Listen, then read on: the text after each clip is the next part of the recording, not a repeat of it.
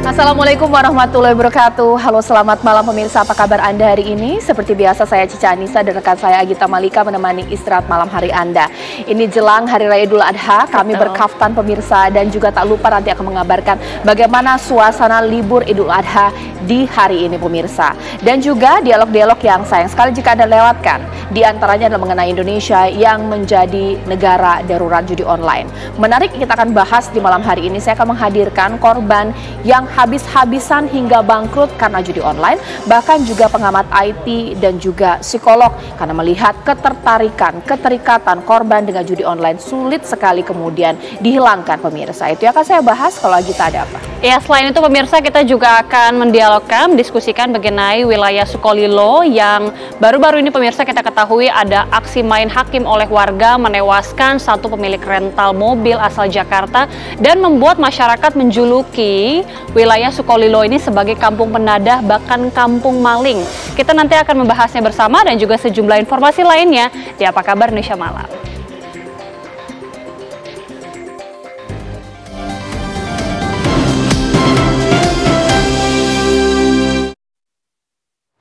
Kita ke informasi yang pertama, di mana Polda Jawa Tengah dan Polresta Pati kembali menetapkan 6 tersangka baru pelaku pengeroyokan bos rental asal Jakarta yang terjadi di Desa Sumbersoko, Sukolilo, Pati, Jawa Tengah.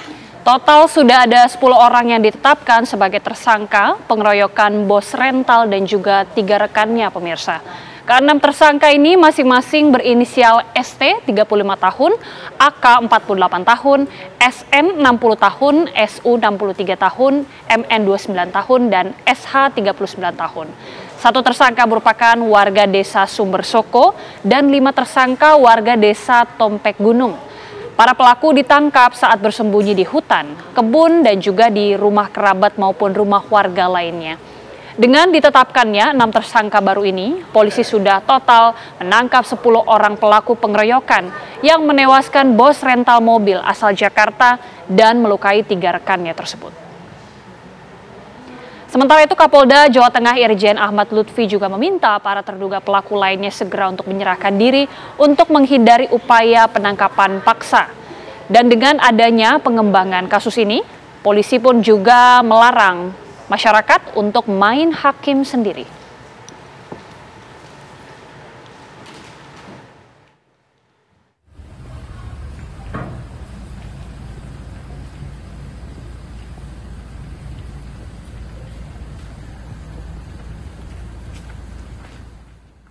Sudah kita rilis bahwa pertama ditangkap 3 orang, kemudian kita tangkap lagi 1 orang, dan tadi malam kita tangkap 4 orang, subuh tadi 2 orang.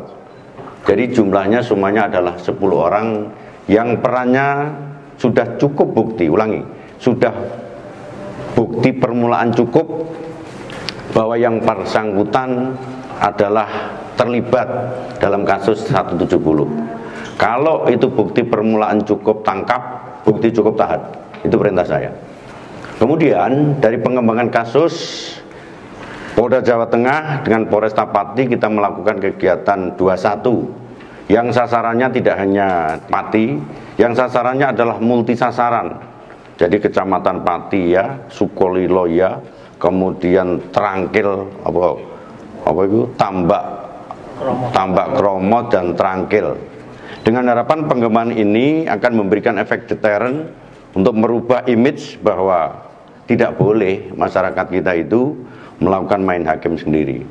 Oleh karena itu ini menjadi pembelajaran bagi masyarakat.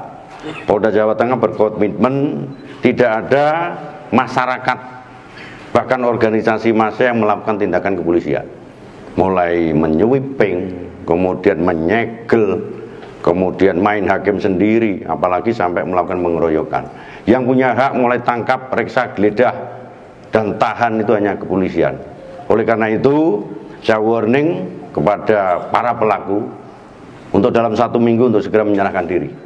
Kita akan melakukan upaya paksa. Ya, setelah puncak ibadah haji di Arafah, jemaah kembali ke Masjidil Haram untuk melakukan tawaf ifadah yang menjadi rukun haji. Rombongan jemaah haji Indonesia dari Maktab 111 Arafah langsung kembali ke Masjidil Haram pada pukul 2 dini hari. Dengan mengenakan ihram, mereka langsung menunaikan rukun haji tawaf ifadah, yakni mengelilingi Ka'bah sebanyak 7 kali, dilanjutkan dengan sa'i dan bercukur rambut atau tahallul. Pelaksanaan tawaf ibadah menjadi bagian penting dari rukun haji, sehingga bila tidak melaksanakannya, maka rangkaian ibadah haji dianggap gugur.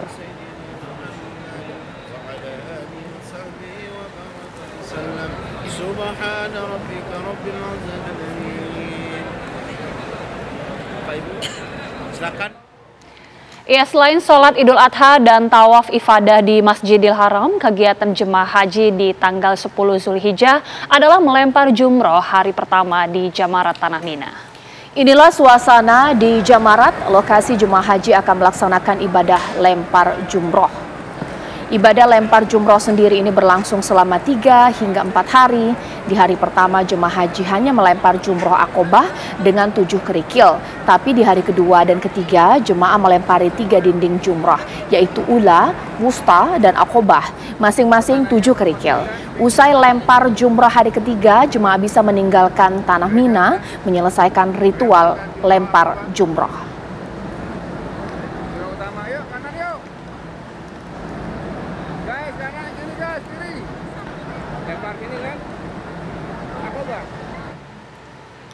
Kita ke informasi selanjutnya. Selain sholat Idul Adha, pemirsa, pastinya bahwa masyarakat akan menggelar sholat Idul Adha 1445 Hijriah Senin besok. Ya pemirsa, ini sehari menjelang Hari Raya Idul Adha 1445 Hijriah, Masjid Istiqlal bersolek karena akan menjadi salah satu tempat pelaksanaan sholat Id berjamaah. Berbagai persiapan mulai dari pembersihan ruang sholat, karpet, hingga pengamanan telah selesai dilakukan. Agenda esok, Wakil Presiden RI Ma'ruf Amin bersama istri akan melaksanakan sholat Id di Masjid Istiqlal, Jakarta. Sebagai informasi, sholat Idul Adha di Masjid Istiqlal akan bertindak sebagai imam yakni Ahmad Husni Ismail, dan khutbah akan disampaikan oleh Kiai Haji Abdullah Bashir, pengurus besar Nahdlatul Ulama, dengan tema memperkuat kebersamaan dengan menjaga persatuan dan kesatuan bangsa. Penyelenggaraan sholat Idul Adha di Masjid Istiqlal, Jakarta ini pemirsa akan dilaksanakan secara terbuka untuk seluruh umat Islam dengan tetap menjalankan protokol kenegaraan.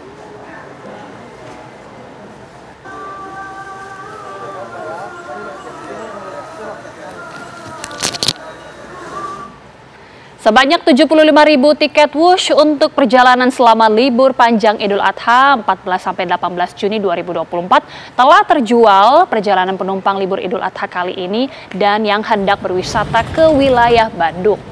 Selain masyarakat yang akan berlibur bersama keluarga di masa libur panjang Idul Adha kali ini, KCIC juga dipadati penumpang rombongan. Sebanyak 60 rombongan tercatat menggunakan Wush.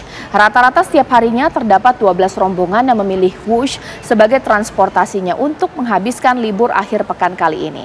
Adapun total tiket yang telah terjual untuk penumpang rombongan mencapai lebih dari 1.500 tiket. Rombongan tersebut ini berasal dari perusahaan, pemerintahan, sekolah, tour and travel, dan juga masyarakat umum. Penjualan tiket Wush selama periode libur Idul Adha meningkat 20% jika dibandingkan hari biasa. Di momen libur Lebaran Idul Adha, masyarakat yang ingin berlibur ke wilayah Bandung ataupun sebaliknya ke Jakarta, ada juga yang memanfaatkan moda transportasi kereta cepat Wush untuk melakukan mudik.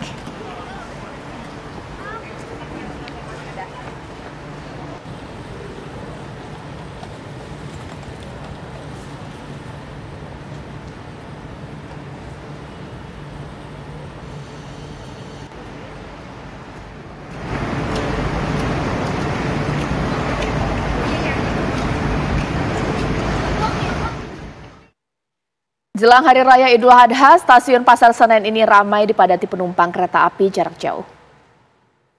Ya, PT KAI Daop 1 mencatat lebih dari 16.000 penumpang pemirsa terlihat memenuhi di stasiun Pasar Senen, Jakarta. Yang tentunya berangkat dari stasiun Pasar Senen menuju ke sejumlah daerah di Pulau Jawa dengan rata-rata okupansi 76%. PT KAI mengantisipasi lonjakan penumpang dengan menyiapkan 9 kereta api tambahan sejak 14 Juni.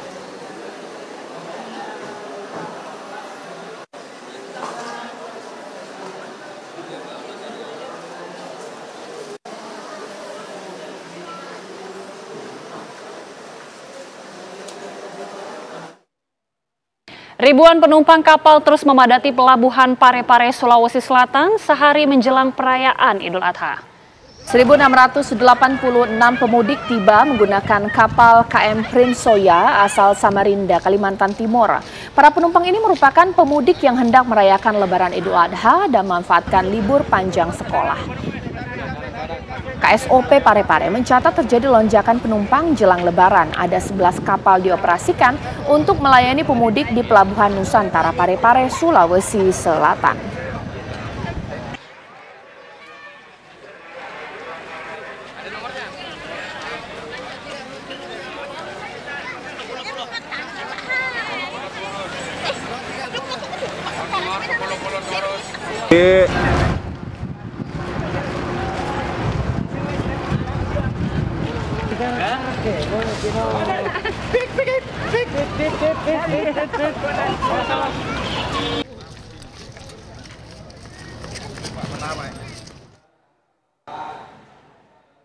Ya pemirsa, jumlah penumpang kereta pada libur Hari Raya Idul Adha di wilayah KAI Daup 8 Surabaya meningkat 30% dibandingkan Idul Adha tahun lalu. Lonjakan jumlah penumpang karena warga ini memanfaatkan libur panjang Idul Adha untuk mudik. Libur Idul Adha juga bertepatan dengan libur sekolah dan kuliah. Tujuan utama ke Jakarta, Bandung, Yogyakarta, Jember, dan juga Banyuwangi, di mana lebih dari 23.000 penumpang yang berangkat dengan kereta api jarak jauh dan 20.000 penumpang yang turun. Dan juga untuk mengantisipasi lonjakan penumpang, dioperasikan ada 45 kereta api jarak jauh reguler, kemudian 3 kereta jarak jauh tambahan, dan 1 kereta api lokal komersial tambahan.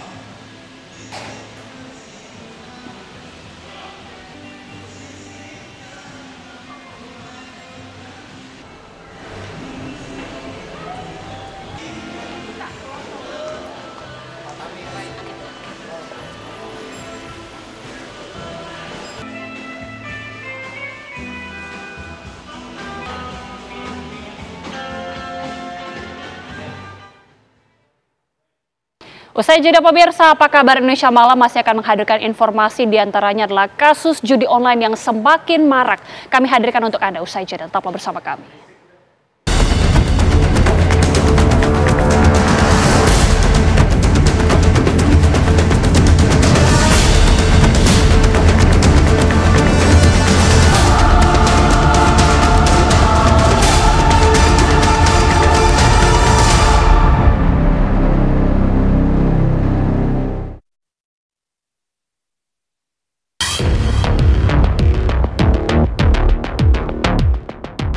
Nilai transaksi judi online yang sangat besar menjadi situasi darurat yang saat ini dihadapi Indonesia.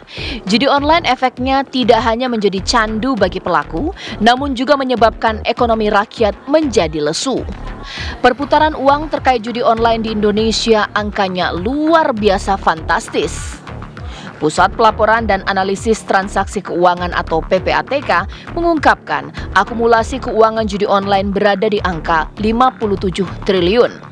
Selanjutnya, di tahun 2002 melonjak menjadi 81 triliun dan di tahun 2023 menjadi 327 triliun rupiah. Presiden Jokowi menaruh perhatian serius mengenai isu ini. Presiden Jokowi menekankan bahwa judi bisa membuat seseorang melakukan kejahatan dan kekerasan. Bahkan, tidak sedikit yang menimbulkan korban jiwa. Jokowi mengimbau masyarakat untuk tidak berjudi, baik secara offline maupun online, karena judi tidak hanya mempertaruhkan uang, tetapi juga masa depan. Secara khusus, saya ingin sampaikan, jangan judi, jangan berjudi, baik secara offline maupun online. Lebih baik kalau ada rezeki, ada uang, itu ditabung atau dijadikan modal usaha. Dan sudah banyak terjadi karena judi, harta benda habis, terjual, karena judi suami istri bercerai, karena judi melakukan kejahatan, melakukan kekerasan, bahkan tidak sedikit yang menimbulkan korban jiwa. Untuk mempercepat pemberantasan judi online di tanah air, Presiden Jokowi menerbitkan Keputusan Presiden Nomor 21 Tahun 2024 tentang Satgas Pemberantasan Perjudian Online. Ketua Satgas dipimpin Menko Polhukam Hadi Cahyanto yang didampingi Menteri PMK Muhadjir Effendi sebagai Wakil Ketua Satgas. Menyusulnya terbentuk Satgas Judi Online, masyarakat dihebohkan dengan pernyataan Menteri PMK Muhadjir Effendi yang menyebut bahwa korban judi online bisa menjadi penerima bantuan sosial atau bansos. Muhadjir mengatakan judi online telah memiskinkan masyarakat, oleh karenanya korban judi online berpotensi menjadi masyarakat miskin baru. Masyarakat miskin itu menjadi tanggung jawab pemerintah. Banyak yang menjadi miskin baru, itu menjadi tanggung jawab kita, gitu, tanggung jawab dari Kemenko PMK. Bagaimana Pak langkah upaya realnya bagaimana Pak? Realnya bagaimana upayanya? Ya kita sudah banyak sekali memberikan advokasi mereka yang korban judi online ini. Misalnya kemudian kita masukkan di dalam DTKS sebagai penerima bansos. Ya, kemudian mereka yang mengalami gangguan psikososial, kemudian kita minta Kemensos untuk turun untuk melakukan pembinaan, pemeliharaan. Pernyataan Muhadjir ini pun menuai kritik pedas dari masyarakat. Publik menyebutkan judi online adalah tindakan yang disengaja dan kesalahan pribadi, bukan kondisi yang layak mendapatkan bantuan sosial. Bukankah seharusnya bansos diprioritaskan kepada keluarga miskin yang belum pernah menerima bansos, dan efektifkah Satgas dibentuk untuk memberantas judi online di tanah air? Tim TV One mengabarkan.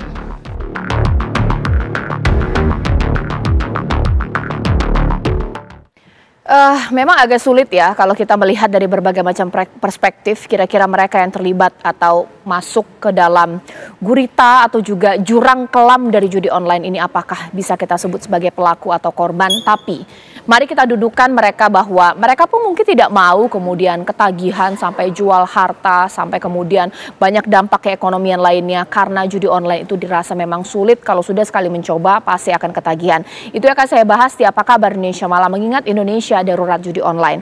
Di studio TV One sudah hadir korban di sini yang sudah habis-habisan, hartanya habis hampir dengan 3 miliar rupiah pemirsa. Mas Erlangga, selamat malam.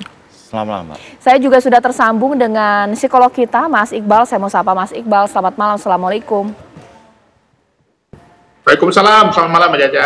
Ya, Mas, ini sekarang saya mau bertanya kepada korban. Mari kita dengarkan ini bagaimana cerita Mas Erlangga di sini bisa menjadi korban judi online.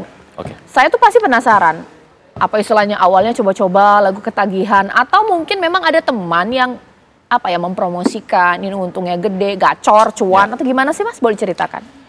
Kalau menurut saya awal orang bisa masuk ke judi online itu ya, awalnya itu karena dia itu memang punya keinginan, awalnya pasti ada triggernya nih, baik dari ekonominya atau memang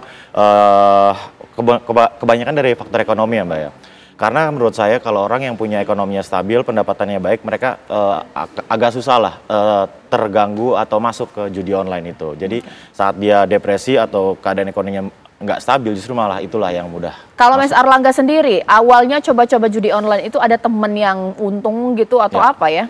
Kalau informasi kayak teman untung atau informasi judi online itu sebelum saya main pun kita udah gampang banget kan dapat informasi itu. Jadi saya tinggal sebenarnya kita punya pilihan mau main atau tidak gitu. Tapi karena waktu itu kebetulan saya lagi kondisi kita lagi terkena dampak pandemi COVID-19 itu, kita banyak bisnis yang berguguran. Nah di situ saya akhirnya coba deh ke judi online. Sekali main itu berapa sih? Sekali main itu kita mulai dari Rp10.000 pun bisa Mbak. Oke, kalau Mas sendiri? Kalau saya waktu itu udah ya cukup lumayan lah berapa juta, 10 juta gitu. Pernah menang? Pernah. menang paling banyak itu berapa juta? Itu saya nggak tahu ya, maksudnya nggak dihitung. Cuman yang saya bisa pernah satu kali main itu sekitar 50 atau 100 itu pernah sih. Sebenarnya apa sih motivasi judi online itu, karena apa? Berapa kali kalah, kayaknya rasanya pengen menang gitu, makanya coba terus, itu kenapa sih? Karena awalnya itu, nah mungkin orang menyebutnya itu namanya kecanduan ya. Nah saya mungkin mau lurusin sedikit nih Mbak, karena menurut saya nggak ada orang yang mau kecanduan di judi gitu. Mungkin karena mereka juga nggak mau nih, orang-orang yang udah dalam kondisi bermain judi online itu, mereka juga nggak mau di pola hidup seperti itu. Mereka pasti mau keluar gitu dari situ. Nah, kenapa mereka kecanduan? Karena mereka kalah sebenarnya. Jadi mereka nggak bisa keluar tuh dari situ. Mereka nggak bisa keluar. Kalau Mas Erlangga sendiri judi online-nya apa itu jenisnya? Yang kayak gini nggak sih di HP? Atau di komputer? Ya, itu kan bisa kita akses di handphone atau di laptop ya. Jadi sifatnya private banget dan bisa dilakukan di mana aja Mbak. Itu yang bikin kenapa banyak banget ya. Ini saya nggak pernah ya. Ini pencet-pencet atau ada taktik khusus sih? Oh, itu pencet-pencet aja Mbak. Ya kita kayak nyari keberuntungan aja sih. Jadi nggak ada ilmunya dong ya? Kalau yang dikasih lihat ini sih nggak ada. Tapi ada kartu juga, slot atau apa gitu? Kartu juga ada.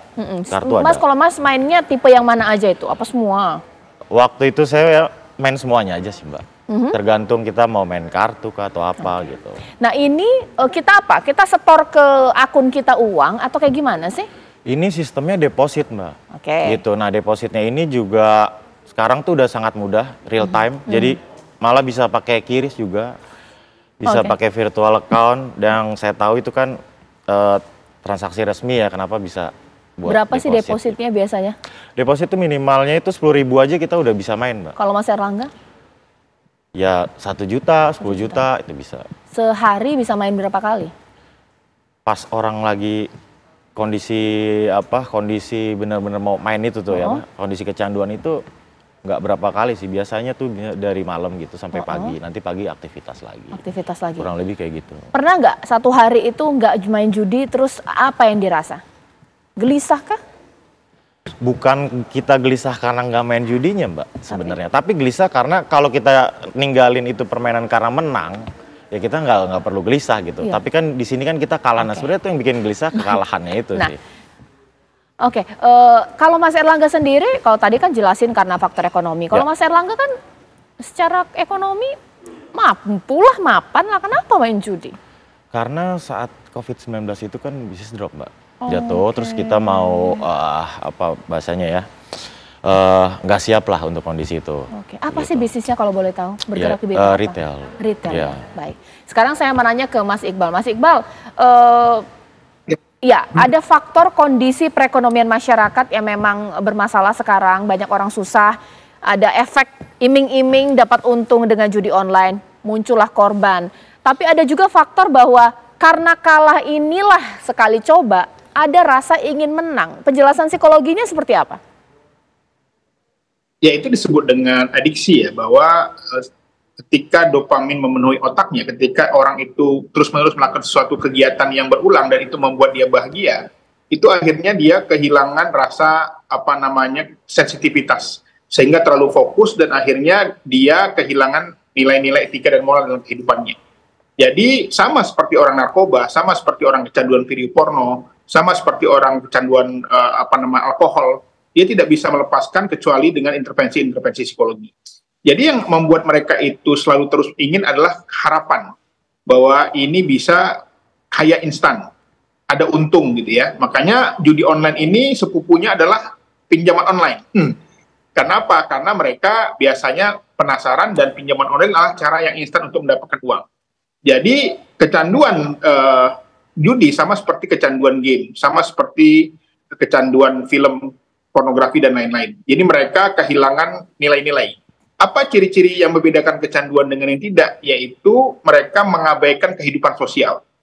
Bahkan mereka tidak sampai mengurus dirinya. Mereka hanya fokus ke itu saja, karena ada harapan tadi. Dan memang banyak judi online ini terjadi di negara-negara berkembang, di mana orang ingin kaya secara instan. Ya, dengan kemudahan ada yang dapat dari warisan maininnya, ada yang dari uang PHK, pesangon gitu, ada dari uang pensiun. Dan beberapa klien saya akhirnya mereka menghadapi gangguan-gangguan kecemasan, depresi Baik. akibat judi online ini. Oke, saya minta lagi diceritakan lagi dong Mas Erlangga, sampai kemudian jual barang atau aset karena judi online itu kayak gimana? Kok bisa gitu loh? Ya, saat kondisi itu kita mungkin nggak punya kontrol penuh nih sama diri kita kan. Kita udah dikuasai Apa sama yang dijual pertama kali barang hawa itu apa? nafsu gitu ya. Mungkin yang cepat aja liquidnya gitu. Mungkin kita punya elektronik, kita punya logam mulia mungkin yang cepat aja liquid gitu. Itu kita jual dan kita nggak akan berhenti atau kita nggak akan sadar kita dalam suatu kondisi kecanduan jangka panjang yang akhirnya menghabiskan barang kita. Kita baru sadar saat udah nggak ada lagi yang bisa dieksekusi. Waktu itu jual barang atau aset itu niatannya tuh apa sih? Menutup kerugian sebelumnya atau? Ya, itu aja, menutup kerugian terus jadi bola salju makin gede. Sempat berpikir untuk mau berhenti nggak sih? Itu tadi kita kayak gimana? Kita nggak bisa berhenti di tengah-tengah gitu. Misalnya contohnya kita udah habis 40% lah dari uang kita gitu. Itu kita kayak nggak akan ikhlas gitu. Kita nggak bisa berhenti di tengah-tengah nih. Akhirnya pemikiran yang kayak gitulah yang bikin kita habis. Oke. Ada nggak sih sistem dari judi online ini juga mungkin bisa dapat keuntungan kalau kita merekomendasikan ke teman atau kode referral gitu seperti itu? Kalau sistem referral ya itu udah pasti ada sih Mbak. Oke. Udah pasti ada sistem referral. Apa jangan-jangan Mas Erlangga juga modus kode referral dari teman juga? Kalau misalnya dari teman ke teman atau saya itu saya rasa ya biarpun ada referral itu tapi nggak akan terlalu besar. Justru yang punya pendapatan besar dari referral itu beberapa influencer atau yang langsung bekerja sama dengan pihak judi online itu untuk memasarkan gitu. Seberapa besar faktor influencer merekomendasikan judi online itu Mas tertarik? Ini kan aplikasi banyak banget loh. Ya. Kalau ngomongin spesifikasi ke influencer aja saya nggak bisa jawab Mbak ya. Yeah. Cuman banyak kan faktor-faktornya nih. Nggak cuma influencer, tapi juga ads juga, terus juga website-website yang mungkin belum diblok, kemudahan transaksinya kayak deposit tadi gitu. Mungkin anak kecil dengan uang 15.000 dia ke tukang voucher untuk deposit itu udah bisa. Nah saya tuh juga bingung ya, ini kan judi online itu ibaratnya love and hate relationship dari negara kita ya. Di-blok nanti muncul lagi, di-blok nanti muncul. Kalian punya grup WhatsApp nggak sih? Ini di-blok nanti coba yang ini gitu. Macam-macam muncul setiap hari beda-beda aplikasi itu bagaimana? Kalau kita sih, kalau seperti yang Mbak bilang gitu enggak ya Mbak ya. Karena itu jadinya malah kita jadi reuni tentang judi online. Enggak, itu biasanya kita research aja sendiri. Oh gitu. riset sendiri, jadi nggak ada grup WhatsApp ya? Nggak ada, kita riset sendiri. Tapi karena ada komunitasnya nggak? Biasanya itu pas proses kita mau berhenti tuh, kita bikin komunitas yang curhat-curhat gitu. Kalau udah sendiri tuh, kalau lagi main sendiri. Nah. Ini enggak sih? Kalau ini apa? Dijelaskan ini permainan apa lagi nih? Ini Oke, permainan anak-anak ya? Ini penghancur utamanya nih yang slot-slot itu. Oh, slot ya. Kalau kalau ini kan kartu nih. Cuman yang penghancur utamanya sih yang slot tadi itu. Mana aplikasi yang paling banyak? Dari tadi contoh-contoh yang paling banyak ambil keuntungan atau mungkin yang paling banyak diikuti orang lah? Kalau saya melihat saat ini. Yang slot seperti ini karena dulu itu kan orang taunya judi itu kan kartu. Slot itu ya mesin. Ini kan spin-spin aja nih berarti permainan kayak anak-anak gitu. Jadi gambarnya harus sama. Kayak slot machine ya, betul. Gambarnya harus sama. Nanti udahlah Mbak, jangan tahu bahaya lah kalau tahu. Iya pasti bahaya. Nggak usah diajarin. Penghancurnya soalnya. Berapa sekali menang kalau kayak gini nih? Tergantung nih. Ini kita tuh bisa maksimal itu sampai bet di 1 juta Mbak. Jadi Mbak bayangin aja Mbak mencetin 1 juta. 2 juta, 3 juta. Semakin banyak kita taruh uang di sana, keuntungannya itu makin besar atau peluangnya makin besar. Betul. Bukan peluangnya, keuntungannya. Keuntungan makin besar. Betul. Nah kalau misalnya kayak gini menang, itu langsung dicairkan ke akun kita? Ke akun kita. Ya buat judi lagi dong habis itu uangnya kan? Betul. Aduh, kapan untungnya? Ya, betul. Jadi kita pun kalau narik ke bank kita pun, pasti nanti akan masuk lagi ke situ. Aplikasi ini akan ada serut setiap hari atau mungkin juga tricky juga si korban judi online ini hari ini ada tuh besok udah diblok sama pemerintah atau gimana? Nah kita kalau bicara blok ini ya, saya merasa yang di blok ini domainnya nih Mbak. Tapi isinya tuh akan sama aja. Uang kita nggak hilang? Enggak. Maksudnya isi dari websitenya itu kayak main kucing-kucingan aja Mbak. Uang kita hilang nggak sih kalau bisa Enggak. di delete gitu nggak? Enggak, saya seumur-umur ya dulu, aduh kayak promo apa, nggak pernah ada kecurangan di situ Mbak. Justru itu anehnya tuh Mbak. Iya, nggak dicurangi aplikasi tapi nggak tapi untung. permainannya itu ya justru. Nah, Mas, saya tuh pengen tahu, ini kan pemerintah berupaya ini untuk bikin satgas khusus memberantas judi online. Kira-kira efektif nggak ya? Kalau judi online ini, kalau sekarang harusnya sih bisa efektif ya Mbak ya. Karena menurut saya judi online ini masih, efek dominonya ini masih panjang. Ini baru efek domino awal nih. Kalau di awal ini kita udah stop, kita udah aware dengan adanya satgas itu, mungkin kita bisa menghambat adanya efek domino yang lebih besar lagi. Oke, kalau Mas tahu nggak sih kira-kira ini yang bikin aplikasi ini siapa gitu? Mungkin ingin cari tahu gitu. Pernah nggak sih? Saya pernah cari tahu dan ini mudah untuk dicari tahu. Jadi untuk gamenya itu sebetulnya ada developer yang utamanya lah dia. Jadi kenapa setiap kita lihat website-website yang berbeda-beda tapi isi gamenya sama. Karena website-website itu dia menginduk ke satu provider game. Berapa lama sih jadi korban judi online ini? Berapa tahun? Saya main itu sekitar 2 tahunan ya Mbak. Cuman yang bener-bener peaknya ya itu mungkin di 6 bulan itu juga udah nggak. Kalau sekarang hitungannya berhenti udah berapa tahun ini? Ibaratnya sober lah ya. Sober ya udah setahun lebih. Udah setahun ya. Nah, saya tuh penasaran, waktu terlibat di judi online itu, masa nggak ada keluarga yang nasehatin? Kan udah kelihatan itu ya, aset dijual satu-satu. Betul. Jadi kalau kita balik lagi ke yang tadi abang tadi info ke kita, kita kan menutup diri secara sosial itu ya. Nah itu kita sebenarnya mungkin orang di sekitar kita tahu ini sakit nih orang. Tapi kita sebagai subjeknya itu kita menolak dukungan itu. Gitu. Misalnya teman atau orang tua kita udah menawarkan dukungan secara halus kayak jalan yuk, keluar yuk, nongkrong yuk, di luar yuk. Tapi kita mengisolasi diri. Kita menolak dukungan orang yang sebenarnya mau nolong kita, tapi kita nolak. Itu bahaya juga tuh. Mas Iqbal boleh berikan komentar. Istilahnya gini. Karena saya punya teman ya, yang mungkin istrinya juga marah kepada suaminya yang terlibat judi online. Tapi ketika dikasih tahu, justru malah korbannya itu suka marahin. Ah sok tahu gitu, nanti kan juga akan menang, ini kan kecil-kecilan. Nah, pola-pola seperti itu bagaimana? Ya itu disebut dengan adiksi ya, bahwa ketika dia kecanduan, sama seperti orang narkoba, sakau itu nggak bisa dibilang berhenti. Dia harus mendapatkan dan cara apapun. Untuk itu memang perlu pendekatan kompleks, yang holistik ya. Baik dari pendekatan agama, baik itu pendekatan dukungan sosial, rekan sebaya, baik itu intervensi psikologi, konseling. Karena memang ketika orang sedang kecanduan, dia tidak ada cara lain selain memenuhi keinginannya. Dan ini tentu saja berdampak kepada kesehatan mentalnya. Makanya harus perlahan-lahan. Misalnya dengan pola bergaul, mulai bertemu masyarakat, olahraga, ya, atau kemudian juga memulai dengan pola-pola seperti mencari inspirasi dari tontonan, dari ceramah, dan lain-lain. Ada banyak, saya punya seorang anak yang dia itu kecanduan gitu ya, lalu dia bisa sadar gara-gara mendengar ceramah seorang ustadz. Walaupun dia membuka YouTube itu nggak sengaja gitu loh.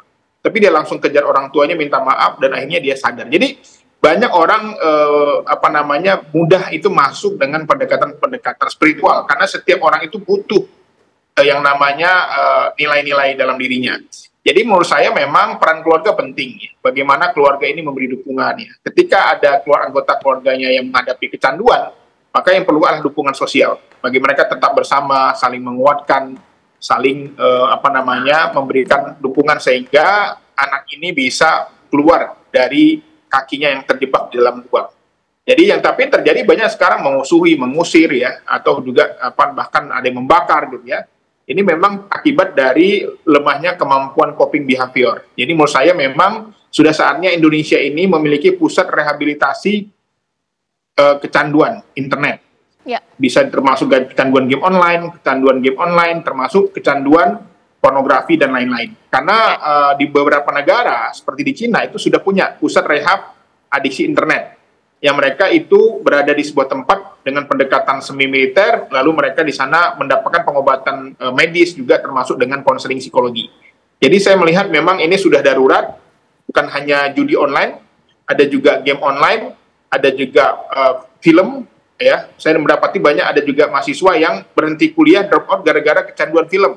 Dia nggak mau keluar rumah, nggak mau keluar kamar, nggak mau ketemu orang. ada juga kecanduan game yang berdampak kepada kekerasan. Dan nanti ujung-ujungnya adalah menghadapi masalah kesehatan mental. Bisa jadi dihubungkan dengan angka bunuh diri, bisa jadi dihubungkan juga dengan angka kekerasan dan kriminalitas.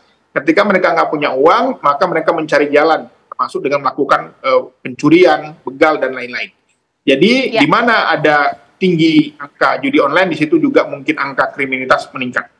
Baik, ya nanti saat lagi saya mau tanya kepada Mas Erlangga. Ini Anda harus dengar nih saat lagi pemirsa. Bagaimana tips dan saran dari Mas Erlangga supaya bisa berhenti judi online? Karena ini sudah setahun tidak judi online loh pemirsa, meskipun begitu adiksi sekali. Sesaat lagi. Ya, kembali di Apa Kabar Indonesia Malam, dan saat ini narasumber saya sudah bertambah. Mas Ruby Alamsyah sudah hadir di sini, pakar IT kita. Tadi kita bercerita dengan Mas Erlangga di sini, Mas Ruby, pakar digital forensik kita. Mas Erlangga menceritakan bahwa menariknya website judi online ini kalau diblokir, diblok atau dimatikan, nggak masalah, karena game itu tetap sama. Jadi korban-korban ini juga uangnya nggak hilang. Ini ternyata ada permainan atau bagaimana sih? Bagaimana pantauannya? Maksudnya nggak hilang gimana? Jadi meskipun diblokir websitenya, game itu tetap ada, hanya berganti website saja. Oh ya, jadi kebijakan dan action yang dilakukan pemerintah, utamanya lewat Kominfo selama ini kan utamanya adalah pemblokiran. Nah, pemblokiran itu bisa dilakukan dengan dua parameter, satu domain name dan IP address. Nah, once domain name-nya atau IP address-nya diblokir, para pemilik judi online ini, bandar-bandar judi online ini, mereka sudah punya mekanisme untuk langsung otomatis merubah nama domain yang terblokir tadi, IP yang terblokir tadi. Dengan sistem yang otomatis tadi, ya kesannya di user itu nggak ada masalah, sehingga ya user tetap masih bisa gunakan, apalagi kalau mau menggunakan aplikasi mobile gitu ya. Nah, aplikasi mobile cuma diblokir domain name, IP address, otomatis mereka replace domain name dan IP address yang tidak terblokir itu, otomatis aplikasi tetap jalan biasa aja, dan sistem deposit dan lain-lainnya tetap berfungsi seperti biasa. Oke. Sekarang sebelum kita menceritakan tadi bagaimana kemudian berhenti, kita masih ingin menggali bagaimana kemudian Mas Erlangga ini bisa sampai 2 tahun ikut judi online. Apa pernah terpikir bahwa ini game judi online ini kok pinter ya? Di saat mau berhenti, dikasih menang, gitu nggak sih? Jelas kita berpikir kayak gitu. Justru karena kita berpikir kayak gitu, kita main terus tuh.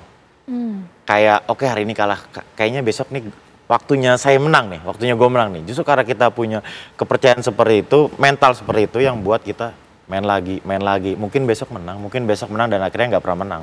Nah, saya nggak tahu ya, ini saya menduga-duga saya Mas Ruby bahwa apakah ini ada teknologi AI yang juga bisa membaca ini korban-korbannya ini.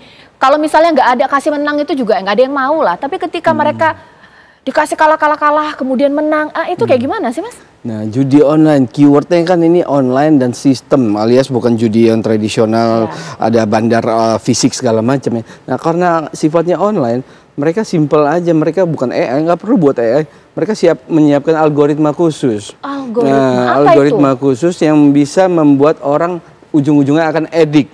Nah, algoritma itu udah diatur sedemikian rupa, memang akan membuat korban-korban yang newbie pemain yang awal-awal itu pasti akan kalah pada ujung-ujungnya, terakhirnya.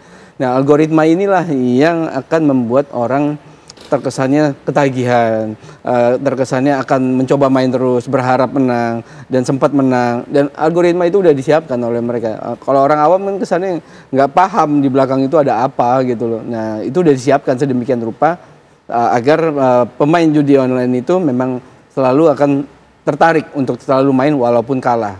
Sadar nggak Mas Erlangga, ada algoritma khusus yang dibuat supaya korban itu ketagihan? Sadar. Saya yakin orang yang saat ini masih main di judi online itu pun sadar. Ada algoritma yang Abang Robi bilang tadi, ada itu algoritma itu. Tapi kita punya mental mungkin sudah rusak. Di situ karena kita mental sudah rusak. Jadi justru kita berharap mungkin karena kita tahu di algoritma itu ada hari kita akan menang, gitu misalnya, ya udah kita jadi punya harapan di situ. Itu yang pada saat menang itu janji nggak sih? Nah, ntar kalau aku udah menang nih berhenti gitu. Iya dong, jelas. Tapi itu mungkin bisa diucapin 100 kali ulang lagi gitu. Sampai mereka benar-benar udah mentok dan mereka udah kena batunya untuk tanggung jawab sendiri lah udah. Bentar, Mas Erlangga ketika menang besar tadi hingga 10 juta itu nggak pengen berhenti? Mbak, saya pernah menang 300 juta, Mbak. Wow. Itu cuma jadi laptop sama handphone, sisanya saya masukin lagi. Deposit? Iya. Berarti untungnya 300 juta, ruginya sampai 3 miliar katanya? Ya, total 2 tahun kan itu, berjalan ya. Apa rasa yang ada di hati Mas Erlangga ketika menang gitu loh? Kurang Ya? dong. Oke, ketika kalah? Ketika kalah ya pasti kita blaming, nyalain diri sendiri, malu, nutup diri dari sosial. Ya kita sering dengar saat orang kalah itu mereka itu yang dirasa, tapi saat menang kan jarang nih orang yang bahas saat menang. Nah, saat menang kita ngerasa kurang. Oh my God. Oke, saya tanya kepada Mas Iqbal di sini. Mas Iqbal, baru kali ini saya dengar bahwa ternyata efek yang dirasakan korban judi online ini adalah ketika menang. Bukannya oke, berhenti sudah sampai di sini tapi kurang. Aku mau lo coba lagi. Ini seperti apa? Ya, itu disebut dengan adiksi ya, bahwa ini bukan hanya bicara tentang behavior, tapi juga aspek kognitif, di mana mereka memiliki rasa penasaran. Dan inilah kesempatan para pemilik judi ini memahami psikologi para pelakunya ini. Makanya pasti mereka akan mencoba lagi. Karena ketika mereka sudah terjebak pada jeratan hutang, mereka akan berusaha membayarnya dengan cara instan juga. Disitulah muncul pinjaman online. Maka saya meyakini produk judi online itu juga berkorelasi positif dengan maraknya pinjaman online. Karena mereka tahu para penjudi yang kalah ini pasti akan mencari uang terus. Kalau dia nggak tahu sebelum ada pinjaman online, para penjudi offline itu biasanya dia menjual barang, mencuri, merampok ya. Tapi dengan ada pinjaman online, mereka dengan mudahnya bisa meminjam hanya dengan KTP, dengan instan dan hari itu sudah dapat. Itu yang membuat akhirnya judi online ini terus bekerja, terus berkembang, termasuk dengan pinjaman online. Jadi ini saya kira ada korelasinya, makanya saya menduga maraknya isu kesehatan mental masyarakat saat ini juga sangat erat dengan perilaku-perilaku di internet, termasuk dengan judi online ini. Saya melihat pemerintah harus tegas, ya, karena apalagi di pihak kepolisian sudah juga ada korban. Dan pertama minimal mereka mengecek, memastikan para aparatur, para pejabat bebas jadi judi online ini. Termasuk juga dengan menertibkan pinjaman online. Karena sudah banyak angka perceraian yang tinggi, saya kira juga berkorelasi dengan tingkat maraknya judi online dan pinjaman online. Baik, ditahan dulu Mas Iqbal. Dan kalau ini terjadi maka dampaknya ke sumber daya manusia kita ke depan. Baik, ditahan dulu Mas Iqbal. Sekarang kita akan lihat ini pemirsa sejumlah cerita korban-korban judi online yang kemudian menjadi perhatian. Ini kita akan lihat pemirsa ya. Ini dia merupakan deretan kasus terbesar di judi online pemirsa, di mana Juni 2024 ini ada anggota TNI AD gelapkan uang kesatuan sebesar 876 juta. Bahkan di Papua juga ada perwira TNI AL bunuh diri karena terlilit utang judi online. Ada guru honorer juga terlibat pinjol karena judi online di Palangkaraya, Kalimantan pemirsa di April 2024. Selain itu kita lihat lagi ini kasus-kasus lainnya yang kemudian menjadi perhatian yang membuat kita berpikir bahwa judi online ini ibarat penyakit sudah sangat kronis pemirsa. Ya. Oke, sekarang saya ke Mas Erlangga lagi nih. Ya. Sampai kemudian, momen saya untuk berhenti judi online. Itu kenapa sih? Saya memulai momen saya berhenti untuk bermain judi online itu saat saya berani terbuka. Saat saya sudah tidak mau mengambil langkah, kita nggak bisa nutup diri lagi, kita isolasi sosial udah nggak bisa, kita harus cari makan keluar, kita banyak tanggung jawab. Akhirnya saya memutuskan ambil langkah itu. Saya cerita di sosial media atau ke teman saya, ke keluarga, udah di situ jadi titik balik saya bisa dapat kontrol dari teman-teman dan dari keluarga, akhirnya saya bisa berhenti. Oke, ya itu nanti saya akan gali lagi pemirsa, selain ketika sudah terbuka kepada keluarga, efektif nggak ya? Kemudian ini benda ini kecil tapi begitu berbahaya. Ketika kita sudah matikan semua sosial media, tidak berkomunikasi dengan dunia digital oleh siapapun, mati semua handphone, kita detox, kemudian apakah kita bisa berhasil untuk memutus mata rantai judi online? Kita berhenti dari judi online, sesaat lagi di Apa Kabar Indonesia Malam. Upaya pemberantasan judi online yang digadang-gadang pemerintah diharapkan tidak hanya menjadi lip service belaka. Bukan tanpa sebab, selain kerugian material, judi online juga memicu naiknya tingkat kriminalitas di masyarakat. Bahkan tak jarang, kecanduan judi online membuat korbannya nekat menjual harta benda, bahkan hingga gelap mata menghilangkan nyawa. Seperti kasus Polwan yang membakar suaminya di Mojokerto, Jawa Timur beberapa waktu lalu. Bribtu Fadilatun Nikmah tega melakukan aksi sadisnya karena kesal sang suami yang juga seorang polisi, Bribtu Rian Dwi Wicaksono, kerap menghabiskan uang belanja akibat kecanduan bermain judi online. Bribtu Rian yang mengalami luka bakar 96% mengembuskan nafas terakhirnya di rumah sakit. Motif daripada kejadian ini bahwa saudara almarhum ini, Bribtu Rian Dwi Nugroho ini sering menghabiskan uang belanja yang harusnya dipakai untuk membiayai hidup ketiga anaknya. Ini dipakai untuk, mohon maaf ini, main judi online. Peristiwa memilukan ini terjadi di asrama polisi Kota Mojokerto pada Sabtu 8 Juni 2024. Saat ditemukan, Bribtu RDW mengalami luka bakar parah di garasi rumahnya. Tersangka Bribtu FN telah ditahan dan masih mengalami trauma atas perbuatannya. Ironisnya, Bribtu FN juga harus menelan pil pahit dengan meninggalkan 3 orang anaknya, 1 balita dan 2 bayi kembar yang baru berusia 4 bulan untuk mempertanggungjawabkan perbuatannya.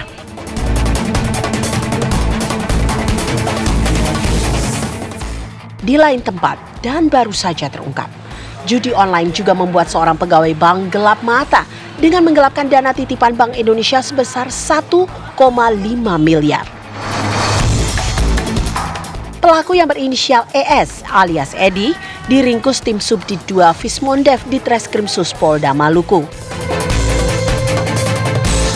Edi merupakan pegawai kas titipan Bank Indonesia perwakilan Provinsi Maluku pada PT Bank Pembangunan Daerah Maluku Cabang Namlea.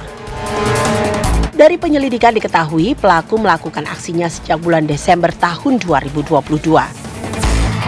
Pelaku melakukan penarikan secara bertahap dengan jumlah bervariasi hingga pada bulan Desember 2023 hingga mencapai 1,5 miliar rupiah. Ironisnya, uang sebesar itu digunakan pelaku untuk judi online dan kebutuhan sehari-hari. Dengan tersangka atas nama ES alias E selaku pegawai PT Bank Maluku atau Maluku Cabang Namlea dengan kerugian 1,5 miliar. Pada kesempatan ini akan disampaikan bahwa tindak pidana perbankan ini dilakukan oleh terduga tersangka atas nama ES dengan melakukan perbuatan pemalsuan dokumen sehingga merugikan keuangan sebesar 1,5 miliar yang mana sekarang tersangka sudah diamankan dan untuk proses penyidikan sudah berjalan. Mengingat banyak korban akibat judi online yang telah merugikan masyarakat maupun keluarga, Presiden berupaya melakukan pemberantasan judi online dengan menugaskan sejumlah kementerian dan jajaran. Sejumlah kementerian pun mulai menggembar-gemborkan rencananya sebagai upaya berantas judi online. Dari mulai menutup situs yang ditengarai judi online, membentuk Satgas Pemberantasan, pembekuan sejumlah rekening yang mencurigakan, hingga pemberian bantuan alias bansos bagi korban judi online. Tapi akankah upaya ini membuat judi online tak berkutik? Tim TV One mengabarkan. Mas Ruby, kasus-kasus terkait judi online ini kan luar biasa. Sampai bakar suami, gantung diri, berhutang, gelapkan uang kesatuan dan lain-lain. Yang dilakukan pemerintah saat ini, bahkan juga mau dibentuk Satgas, kira-kira akan efektif nggak ya? Oke, menariknya adalah Satgas yang baru dibentuk ini, menurut saya kalau kita lihat struktur organisasinya, itu podo wae dengan pejabatnya, ketuanya, Pak Menterinya, Pak Menkonya, lalu wakil-wakilnya itu adalah deputinya, dirjennya. Menurut saya bukannya kalau struktur organisasi seperti ini dengan orang-orang seperti itu, apa Satgas memang diperlukan gitu loh. Kan mestinya mereka bisa koordinasi dan itu tupoksi mereka tupoksi mereka yang biasa aja kan, harian mereka gitu loh. Nah, yang saya khawatirkan dan kalau memang struktur organisasi masih seperti ini dan informasinya belum lengkap juga, kalau kita mikirnya ini nggak akan menyentuh substansi masalah di judi online, di mana ini akan menyentuh cuman yang saya baca ya dari salah satu wakilnya di Satgas, itu mereka akan melakukan sosialisasi untuk menjauhkan masyarakat dari judi online. Menurut saya itu tidak akan efektif dan itu akan terjadi. Mestinya yang pastinya yang kalau kita judi online, kalau namanya juga judi online gitu ya. Terus Satgasnya kan kata-katanya pemberantasan. Pemberantasan itu mestinya kan pelakunya utamanya kan, pelakunya yang diuber gitu kan, yang agar dia minimal tidak beroperasi, kalau beroperasi pun bisa ditangkap, kan dua hal itu. Nah, dua hal itu menurut saya hanya bisa dilakukan secara teknis dan itu nggak terbukti di Satgas itu nggak ada tim teknis yang di bidang IT-nya, baik tim SDM-nya maupun tidak terinformasi metode apa yang mereka akan gunakan di Satgas ini. Kalau yang seperti disampaikan oleh salah satu wakil di Satgas tadi, hanya melakukan sosialisasi, ya menurut saya jawabannya tidak akan efektif Satgas ini.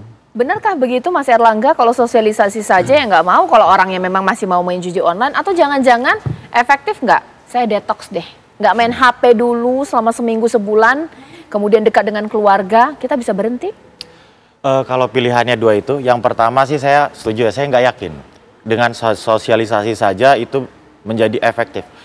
Sampai di tingkat, malah menurut saya nggak berguna lah, kita nggak usah bahas efektif, itu lebih ke nggak berguna. Untuk sosialisasi, kita itu dengan mudahnya bisa terpapar apa yang kita mau, baik atau buruk yang kita serap lah, informasi itu kita bisa cari sendiri.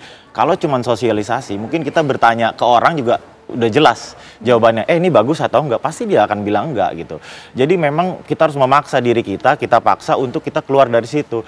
Betul kata Bang Robi tadi, kalau misalnya memang Satgas ini harapan kita kan sebagai pemain itu bisa menjadi percepatan Indonesia untuk menghentikan wabah judi online ini. Karena ini memang masih efek domino awal, jangan sampai ada satu negara hancur karena judi online kan gitu. Jadi saya rasa kalau masih membahas yang dasar-dasar aja itu bukan Satgas sih namanya. Oke. Kalau misalnya tadi saya bilang nggak usah main handphone dulu, detox dulu seminggu, 2 minggu, sebulan, dekat dengan keluarga, bisa nggak kayak gitu? Itu justru lebih bisa. Kita olahraga dekat sama keluarga, terus sama Tuhan ya, sesuai agama kita masing-masing. Sebetulnya itu udah cukup.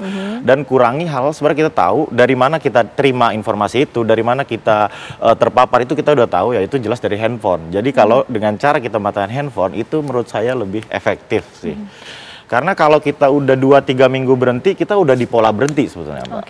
Atau mungkin saya butuh kalimat apa ya, penyemangat untuk korban-korban judi online, bahwa judi online itu nggak akan bikin kaya gitu, nggak akan untung, pasti rugi, atau bagaimana?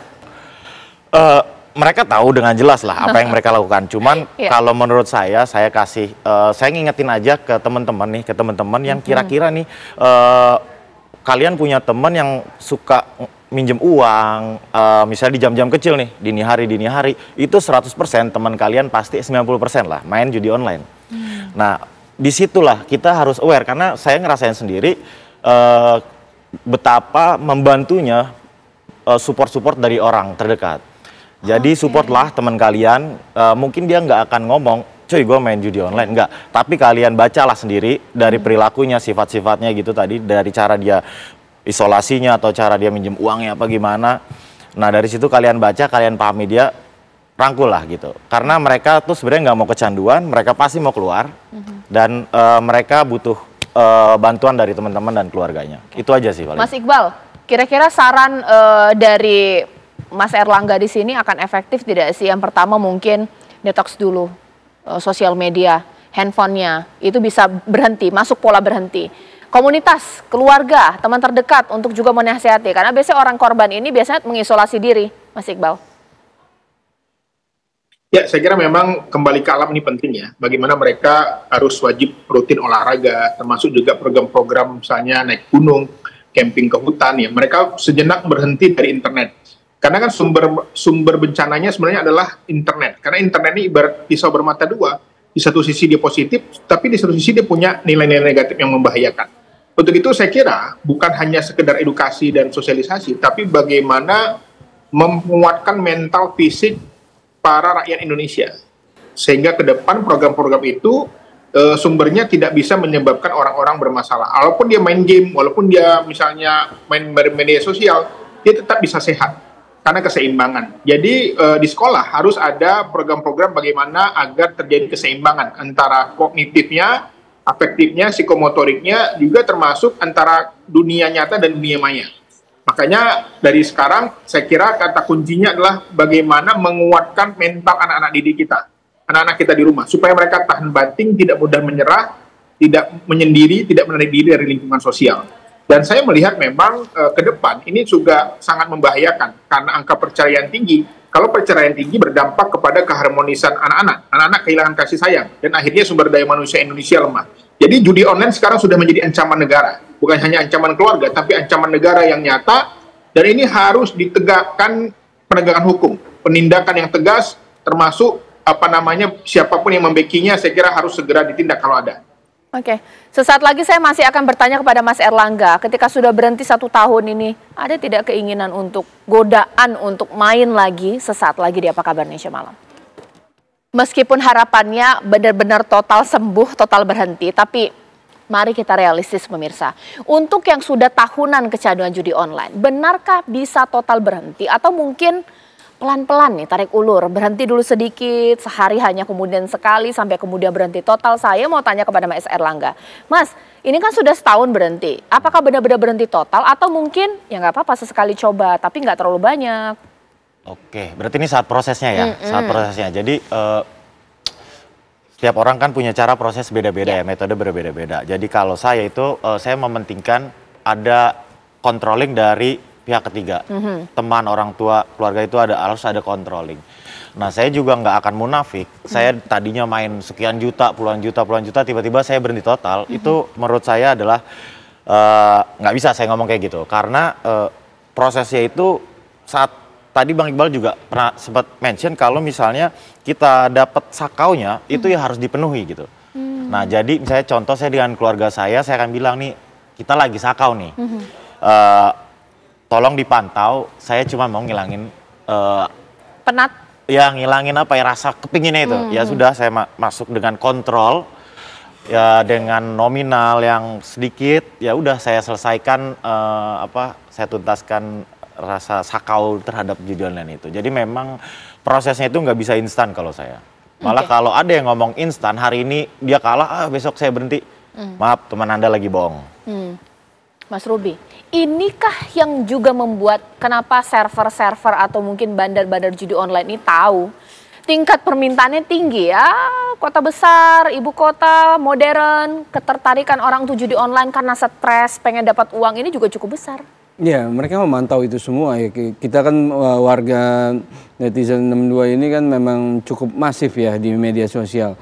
Nah, mereka dengan menggunakan tools-tools yang simple itu mereka bisa memprofiling, memetakan calon-calon ataupun target-target mereka, dan mereka juga menggunakan influencer-influencer yang tidak teliti untuk menyelipkan iklan-iklan mereka, ajakan-ajakan mereka untuk masuk ke situs ataupun game-game mereka tadi. Nah, sehingga memang masif dengan penetrasi pengguna internet yang sangat tinggi selama ini, dan juga tadi terkait penetrasi pengguna mobile phone yang juga udah ratusan juta, udah lebih di atas 200 juta di Indonesia, otomatis itu menjadi captive market yang besar bagi para bandar judi online, dan mereka tahu bahwa segitu mudahnya warga-warga kita yang bisa diajak, dibujuk dan terjerumus kepada judi online tadi dengan memberikan kemudahan akses, kemudahan deposit dan ringannya depositnya itu sendiri, serta bisa menggunakan rekening-rekening lokal secara langsung di mana tanpa sulit-sulit lagi, tanpa perlu punya kredit card dan deposit besar-besar, akhirnya mereka bisa masuk. Akhirnya buat deposit sangat kecil aja sekarang sudah mudah dan mereka bisa mengakses itu. Nah, keuntungan kita punya sistem payment yang baik itu KRIS, VA dan lain-lain itu dimanfaatkan oleh pihak-pihak itu. Dengan mudahnya transaksi online itu tadi dengan alat pembayaran, bisa nggak kita lewat dari situ sih ngeblokirnya? Servernya sulit mungkin kalau di luar negeri. Metode pembayarannya nih.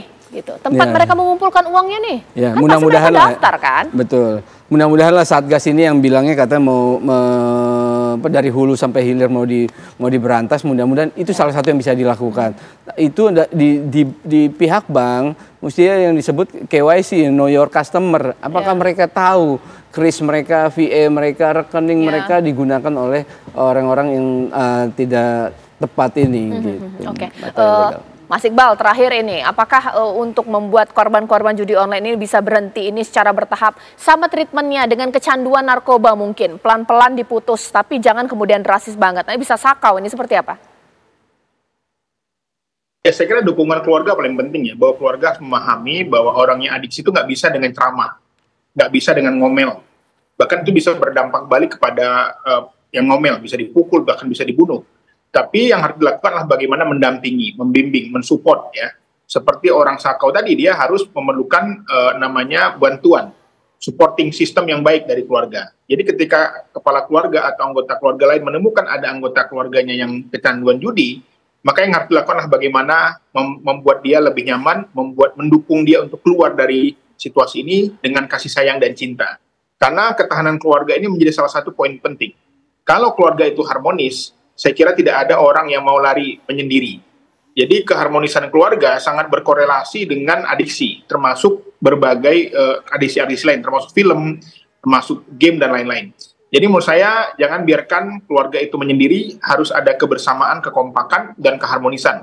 Karena keharmonisan keluarga ini membuat orang tidak terasing. Rata-rata orang yang mengalami adiksi itu adalah orang yang kesepian. Orang yang LDR itu berpotensi. Orang-orang yang orang tuanya sibuk itu berpotensi, atau orang-orang yang sedang menghadapi konflik, ya, utang piutang juga berpotensi. Jadi saya melihat dukungan keluarga, keharmonisan rumah tangga ini cukup penting di dalam membebaskan masyarakat dari judi online. Oke, terakhir di sini Mas Erlangga, ini keinginan pemerintah untuk membentuk Satgas dan ada juga saran atau mungkin upaya ini rencana untuk dapat bansos ini untuk korban judi online. Layak nggak ya? Saya mau bahasnya aja malu ya, maksud kenapa? Kok tiba-tiba pelaku judi online dapat bansos itu kayak... Oh, pelaku ya, bukan korban ini ya? Ya pelaku lah ya. Ya korban atau pelaku menurut saya udah nggak penting lagi kan? Iya. Gitu. Saya rasa kurang tepat gitu. Mungkin dengan adanya bansos, masa kita menyelamatin orang yang main judi online bukan ngasih uang dia buat deposit, Mbak. Gitu. Bisa jadi buat modal gitu? Iya, bisa jadi buat modal. Bukan dengan ngasih uang dia buat deposit. Jadi gitu. apa yang paling efektif? Yang paling efektif mungkin itu tadi, kalau misalnya Satgas itu bisa, saya melihat angka user judi online di Indonesia itu udah sangat tinggi, Mbak. Apalagi nilai transaksinya pun juga sangat tinggi. Jadi dengan tingginya volume itu, saya kebayang deh tuh gimana orang-orang punya kasus di dalamnya. Nah, saya berharap daripada bansos-bansos seperti itu, mendingan dibuat sebuah program. Tadi kita berapa kali mention ini kalau bisa berhenti itu dengan bantuan keluarga, bantuan orang terdekat. Lebih baik diperkuat itu tuh, keluarga-keluarga tuh biar lebih aware itu. Para ibu atau yang punya anak-anak remaja tanggung itu, justru mereka tuh yang harus dikasih edukasi, jangan dimarahin itu orang. Mungkin sosialisasi yang lebih tepatnya seperti itu ya, dibuat sebuah program seperti itu dibanding harus dikasih bantuan. Itu kalau mau sosialisasi yang ke masyarakat mungkin, tapi akan lebih efektif lagi Satgas itu lebih ke teknis. Kita putus koneksinya, kita putus rekening pembayarannya gitu, dan juga kita putus oknum-oknumnya di Indonesia. Karena saya yakin banyak oknum sih, Mbak. Kalau nggak mungkin nilai transaksi segede gini.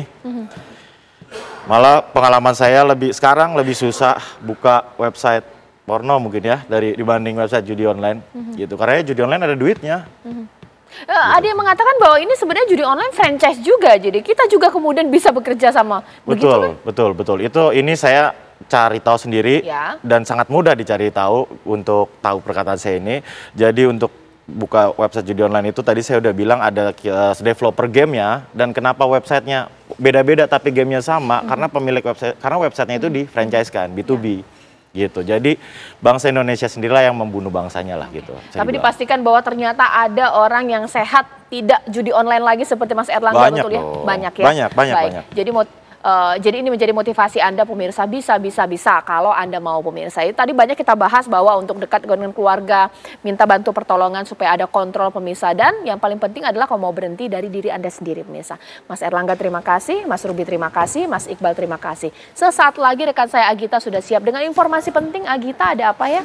Iya, saat lagi Caca Anissa dan juga pemirsa, kita juga akan membahas mengenai kasus kriminalitas yang terjadi pemirsa, di mana aksi main hakim sendiri yang juga bahkan menewaskan seorang pemilik rental mobil di Jakarta. Dan wilayah ini di Sukolilo tepatnya pemirsa bahkan dijuluki sebagai kampung penadah ataupun kampung maling.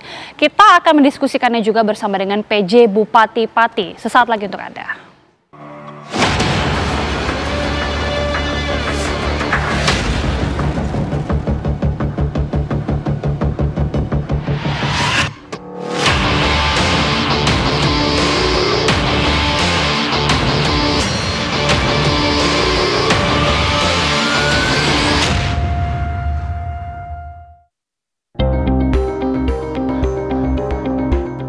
Kasus pengeroyokan yang berujung tewasnya bos rental di Kecamatan Sukolilo, Kabupaten Pati, Jawa Tengah memasuki babak baru.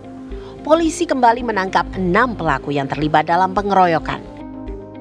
Keenam tersangka ini masing-masing berinisial ST 35 tahun, AK 48 tahun, SN 60 tahun, SU 63 tahun, MN 29 tahun, dan SH 39 tahun. 1 tersangka merupakan warga desa Sumber Soko dan 5 tersangka warga desa Tompe Gunung. Para pelaku ditangkap saat bersembunyi di hutan, kebun, dan rumah kerabat maupun rumah warga lainnya.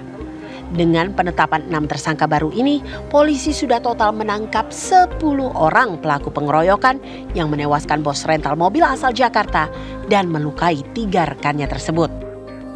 Keenam pelaku baru disebutkan memiliki peran ikut serta dalam mengeroyok korban hingga meninggal dunia.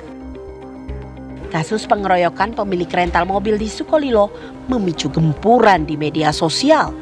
Kejadian yang berujung maut ini melabeli wilayah tersebut sebagai kampung penadah dan kampung maling. Sebutan negatif ini tentu menimbulkan kekhawatiran bagi warga Sukolilo. Lantas bagaimana Kepala Daerah yakni PJ Bupati Pati Henggar Budi Hanggoro mengatasi daerahnya yang kini diidentikan sebagai sarang kriminal?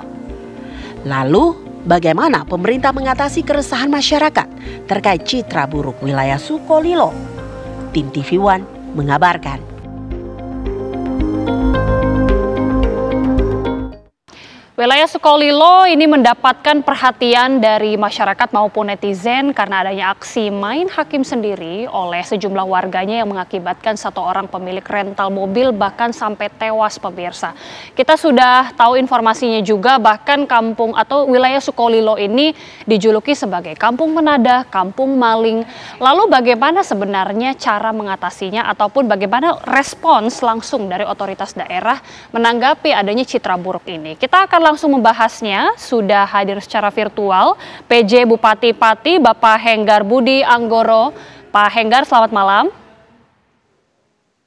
Selamat malam, Assalamualaikum warahmatullahi wabarakatuh. Waalaikumsalam Pak. Selanjutnya juga bergabung ada kriminolog UI Bapak Adrianus Meliala. Pak Adrianus, malam. Selamat malam Mbak Gita, selamat malam Pak Bupati. Baik. Siap, selamat malam Mbak Andri. Iya. Pak Henggar, saya awali dulu ini dengan banyak sekali ya tersebar di media sosial, netizen ini juga mencap wilayah Sukolilo ini sebagai kampung penadah, kampung maling. Respons langsung dari otoritas daerah sendiri bagaimana Pak ini? Jadi terima kasih ya Mbak. Jadi terkait dengan kondisi yang kemarin terjadi di tempat kami memang ikut prihatin karena kemarin itu ada kejadian yang sampai korbannya meninggal dunia. Tentunya dengan kondisi ini kita juga selalu komunikasi dengan aparat yang ada di daerah setempat, baik itu seluruh kepala desa. Hari Selasa yang lalu sudah saya minta kumpulkan Pak Camat yang menyampaikan dan juga bersama dengan teman-teman di aparat yang ada di sana. Tentunya kita kepingin juga seluruh kepala desa ini harus mampu mengendalikan apa-apa yang ada di masyarakat. Jadi tentunya saya sangat berharap bahwa seluruh kepala desa yang ada di wilayah Sukolilo ini mampu menciptakan situasi dan kondisi yang kondusif di wilayahnya masing-masing. Walaupun memang efek dari kejadian kemarin yang sampai korbannya ini meninggal dunia, ini kan setelah itu kan memang dilakukan beberapa rahasia-rahasia, ini ditemukan sampai ada 33 sepeda motor yang tidak bodong, istilahnya seperti itu, ada sampai 6 mobil. Yang mudah-mudahan apa yang sudah dilakukan ini akan menjadikan efek jerah bagi masyarakat sekalian yang berada di titik di situ. Tetapi tentunya kita atas nama pemerintah Kabupaten Pati, kita juga ikut berduka cita terkait dengan adanya kejadian yang sampai kemarin korbannya meninggal dunia. Karena memang sebenarnya kejadian itu pun karena juga waktu pengambilan kendaraan juga tidak ada komunikasi, sehingga ada orang yang melihat ini kan juga akhirnya teriak maling, akhirnya terjadilah kejadian yang kemarin terjadi di sana. Nah, mudah-mudahan ke depan kita berharap jangan sampai kejadian itu nanti terjadi kembali di beberapa hari yang ke depan atau mungkin di masa-masa yang akan datang. Cukuplah kejadian itu hanya satu kali saja kejadian itu, dan tentunya kita juga prihatin juga karena kondisi ini sebenarnya tidak hanya terjadi di Kabupaten Pati saja, tetapi sebenarnya itu sudah sampai ke tingkat level nasional. Karena kemarin juga kita kalau tidak salah juga ditikukan kita bersama juga dengan dari Asosiasi Pengusaha Rental Mobil ini juga menyampaikan masalah ini sebenarnya tidak hanya terjadi di Pati, tetapi tentunya kondisi ini tadi pagi juga di Kabupaten Pati masyarakat di sana juga sudah ada pada kumpul di alun-alun Kabupaten Pati Cinta Damai. Jadi dalam arti bahwa inilah yang sebenarnya masyarakat di Kabupaten Pati yang ada itu adalah seperti ini. Situasi dan kondisi sebenarnya di Pati itu sangat kondusif. Memang di beberapa tempat kalau kemarin sampai terjadi seperti itu, karena itu kejadian-kejadian yang memang di luar kendali kami. Nonton Mbak, sementara aja. Iya Pak, ini kan ditemukan ada puluhan kendaraan bermotor tanpa dokumen alias bodong di sejumlah desa. Iya, ada 33 sepeda motor dan 6 mobil. Iya, ini kan artinya julukan Kampung Penada, Kampung Maling kan tidak muncul secara tiba-tiba Pak, tapi memang melalui serangkaian proses. Ada apa Pak sebenarnya di wilayah Sukolilo ini? Apakah penanganannya ini dari aparat ini lambat atau seperti apa sebenarnya?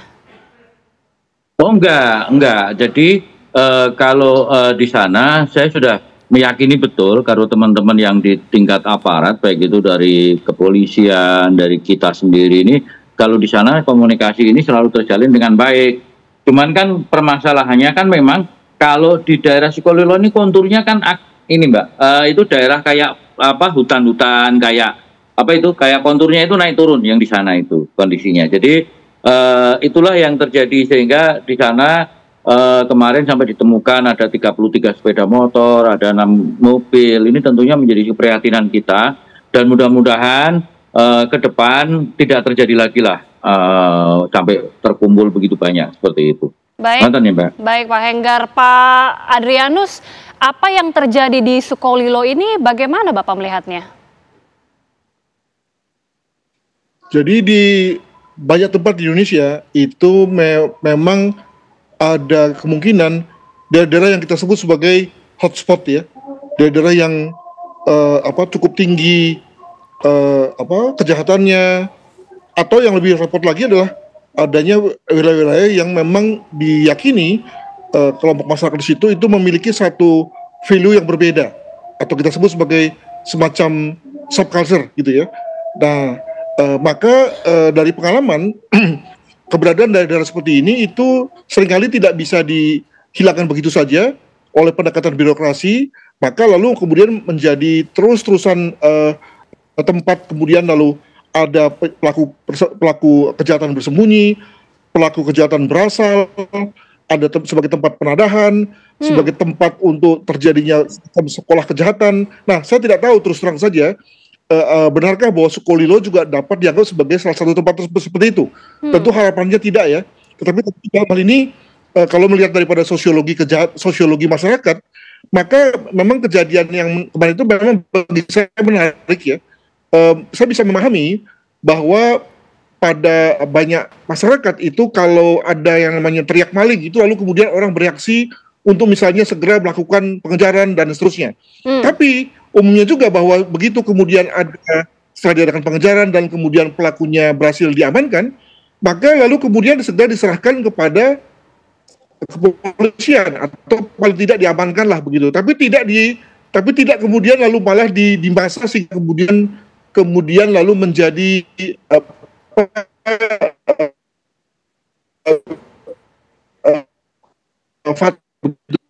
nah,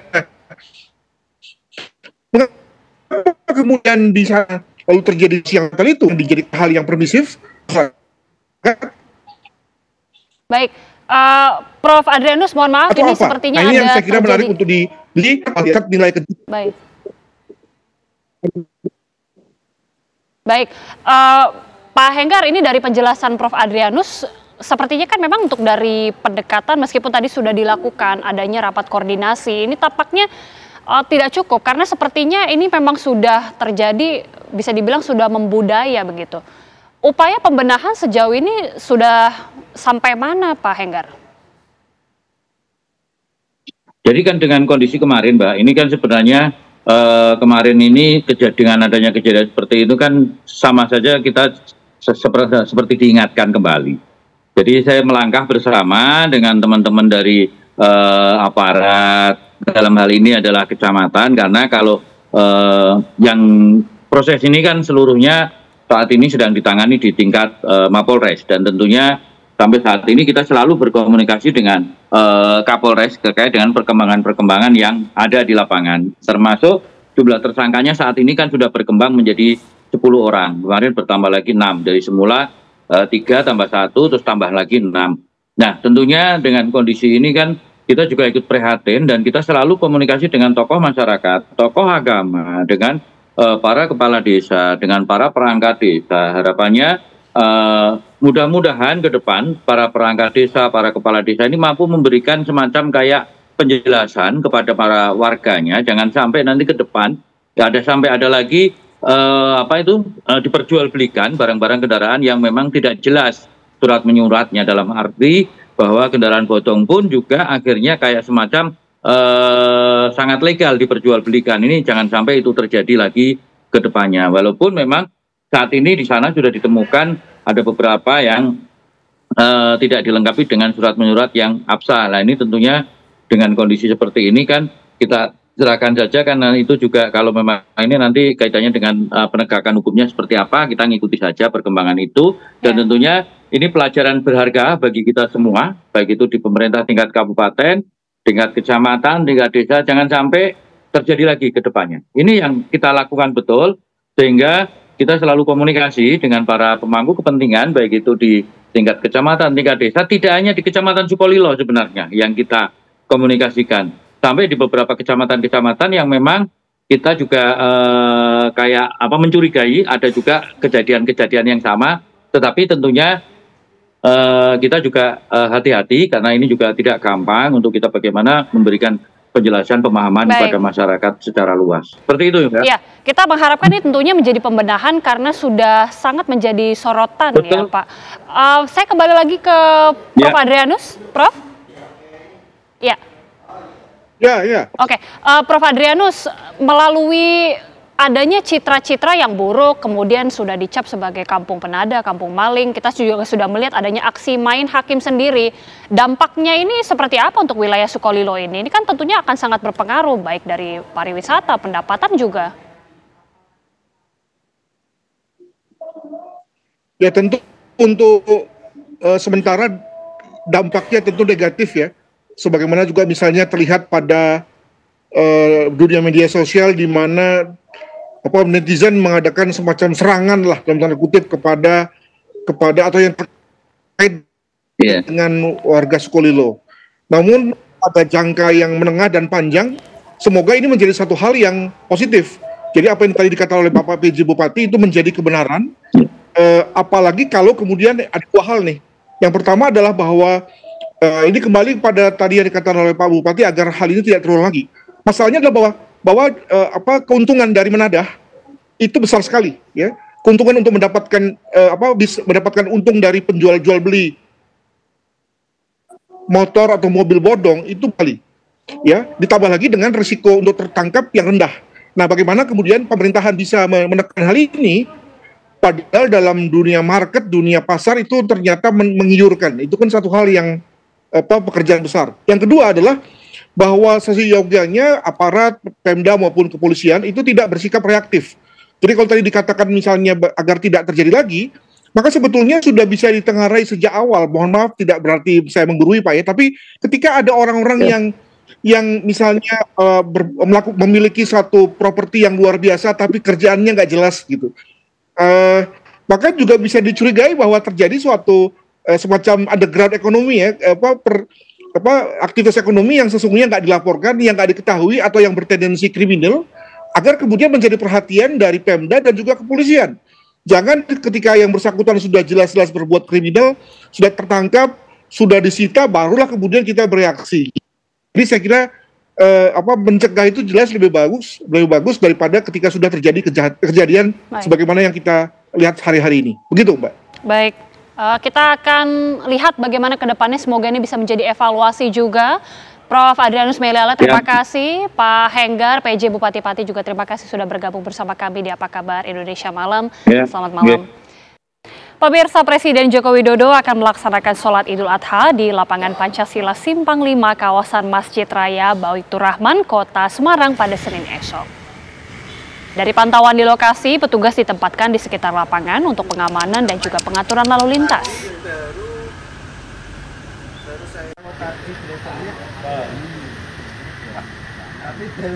Dan akses jalan ke lapangan yang ditutup selama sholat Idul Adha. Petugas perlengkapan dari Pemkot Semarang mengatur fasilitas umum, begitu juga dengan petugas kebersihan yang menyapu seluruh area yang akan digunakan untuk sholat Idul Adha. Jokowi juga menyumbang sapi limosin seberat 1,2 ton untuk kurban di Masjid Baitur Rahman dan pemotongan di Islamic Center.